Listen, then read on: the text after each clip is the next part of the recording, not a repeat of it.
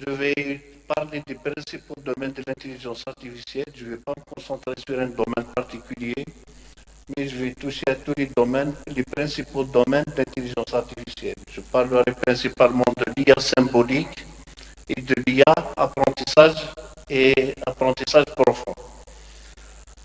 Le plan de mon expo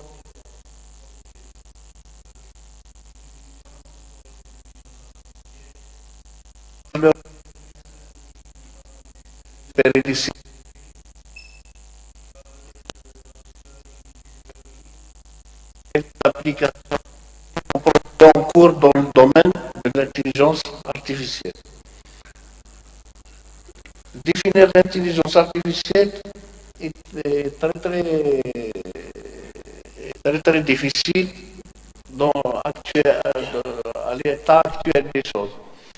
Principalement, on peut synthétiser les différentes définitions de la littérature en quatre principales définitions. Il y a la notion d'agir comme l'homme,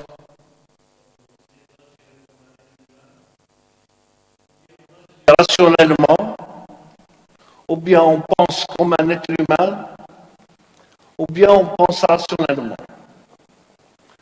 Les principales références sont données dans les diapos des auteurs qui ont proposé ces définitions.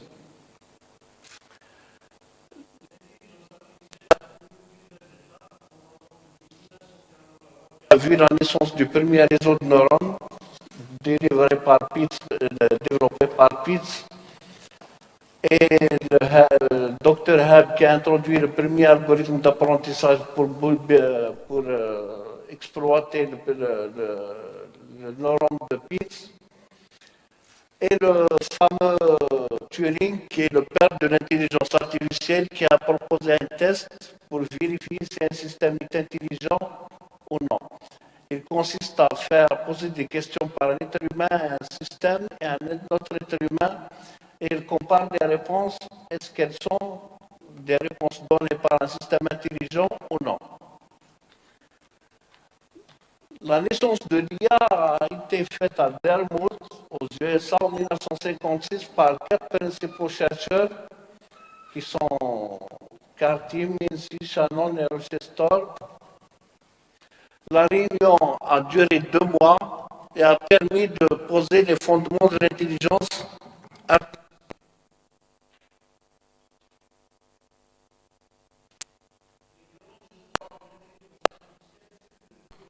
De la démonstration automatique de théorèmes qu'on connaît en logique mathématique. C'est le problème de théorème.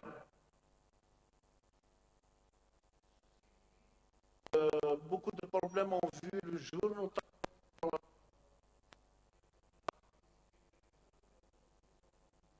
le réseau de neurones perceptron ne pouvait pas modéliser. Donc, c'est un problème majeur. Le perceptron n'arrive pas à modéliser la fonction XOR par les réseaux de neurones développés par Pitts en 1943 et même par les améliorations de Rosenblatt. Conséquence, tous les financements qui étaient programmés par le gouvernement américain ont été suspendus. Donc, ça a connu un désespoir pour l'intelligence artificielle. Durant cette période aussi de 1969, on a vu la naissance des systèmes experts, notamment Dendral en chimie et Messine en médecine. C'est des systèmes à base de règles, si c'est alors sinon, donc ils n'exploitent pas l'apprentissage et tout. On va y revenir dans la présentation des systèmes experts. En 1986, on a vu le retour des réseaux de neurones, notamment l'algorithme de backpropagation, qui a permis de corriger des erreurs, d'apprendre par la correction des erreurs. L'émergence des agents intelligents aussi est un point principal, est un atout principal de l'intelligence artificielle, et notamment l'Internet qui est un grand objet intelligent. Aujourd'hui, l'intelligence artificielle est une matière scientifique à part entière. La plupart des approches étudiées aujourd'hui sont basées sur des théories mathématiques ou exploitent des études expérimentales plutôt que de l'intuition.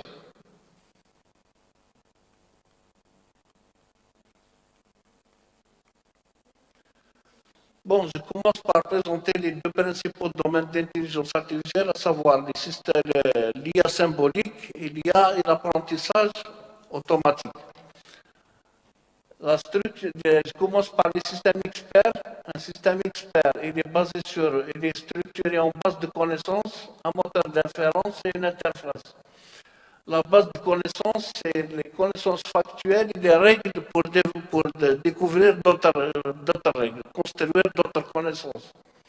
Le moteur d'inférence exploite le chaînage arrière, le chaînage avant et le chaînage mixte pour inférer d'autres connaissances qui n'existent pas dans la base de connaissances. L'interface, on a deux types d'interface, l'interface user et l'interface expert. L'interface, je fais analogie avec Linux, on a un utilisateur root et un utilisateur normal. L'utilisateur normal permet d'exploiter l'environnement, par contre l'expert peut modifier l'environnement et la base de connaissances. Un des problèmes majeurs ici, c'est comment représenter la connaissance. Plusieurs méthodes existent pour la représentation de la connaissance, notamment la représentation logique et la représentation graphique. Dans la représentation logique, nous exploitons toutes les logiques connues, la logique classique, logique modale, logique des défauts, logique des descriptions. Par exemple, quand on dit que tous les oiseaux volent, et l'autruche est un oiseau, est-ce que l'autruche vole? C'est un problème. On peut pas, la logique classique ne permet pas de modéliser ça. On ne peut pas conclure que l'autruche vole parce que ce n'est pas vrai. Or, que tous les oiseaux volent, c'est une vérité. Donc, ça a permis l'introduction de la logique des défauts qui permettent d'exprimer ce genre de connaissances.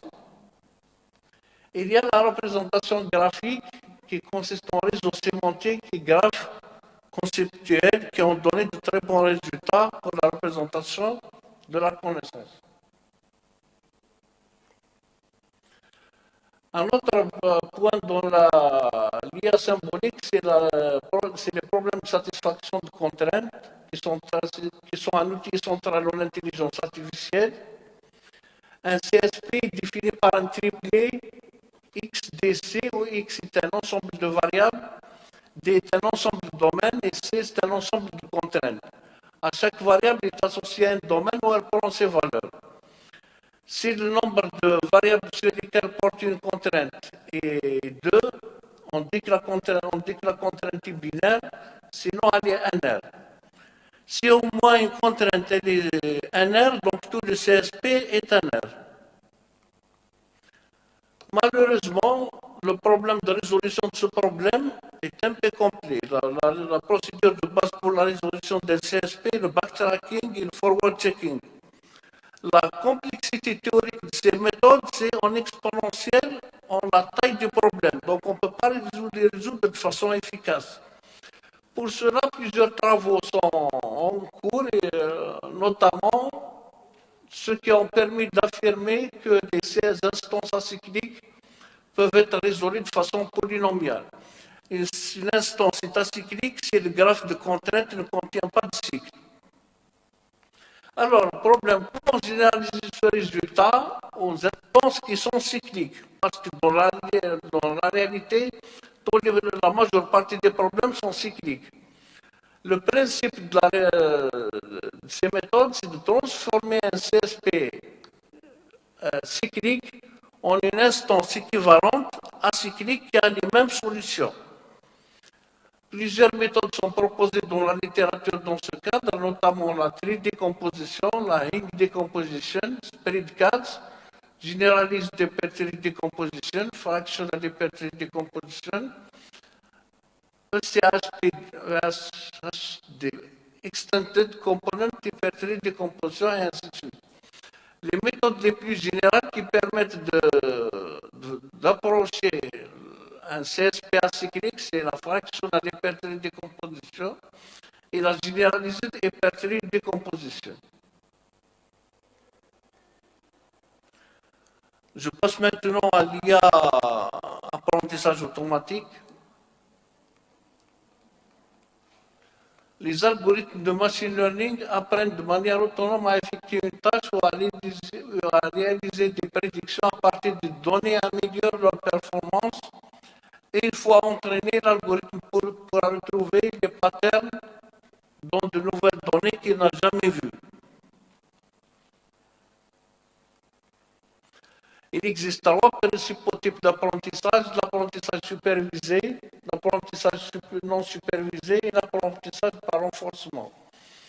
Dans l'apprentissage supervisé, les données sont étiquetées. Pour chaque exemple du dataset, on essaie de calculer la sortie. Si le résultat calculé est similaire au résultat désiré, on passe à l'exemple suivant. Sinon, on modifie les poids et on traite le prochain exemple. Le processus est répété jusqu'à ce que les exemples soient correctement traités. C'est-à-dire, tant qu'on n'a pas traité tous les exemples du dataset, on obtient la sortie désirée est égale à la sortie obtenue, on refait le traitement et on boucle parfois on boucle indéfiniment, comme le cas du XOR par exemple. Dans le cas d'apprentissage non supervisé, les données ne sont pas étiquetées. On cherche des régularités, par exemple ceux qui ont une distance euclidienne les plus proches entre eux, ceux qui ont les mêmes couleurs, et ainsi de suite. L'algorithme doit extraire du sens dans les données du dataset. Un exemple d'algorithme non supervisé, c'est le clustering. L'apprentissage par renforcement, là, c'est toute autre chose.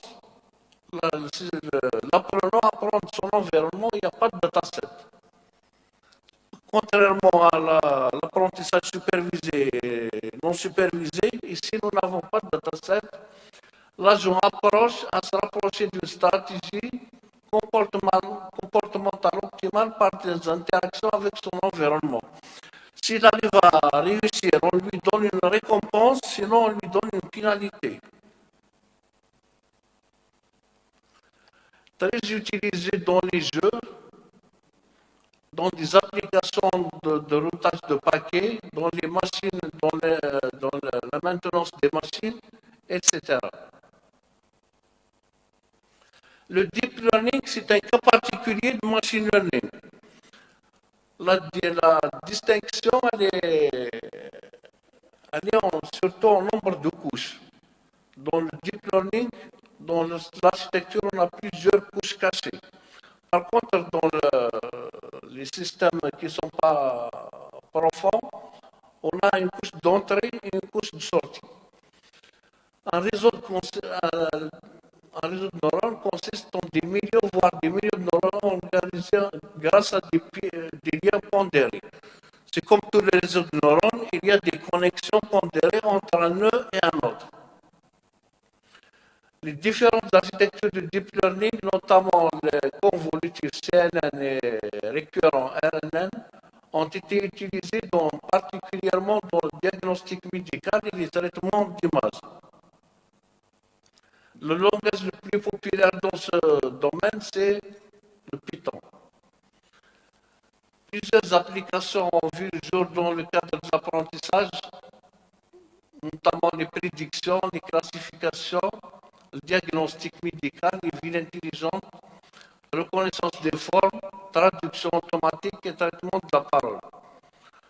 Nos projets dans ce cadre sont l'intelligence artificielle et diabète, intelligence artificielle et cybersécurité, intelligence artificielle et fouille de données. Sur ce, je termine mon exposé et je vous rends la parole, monsieur.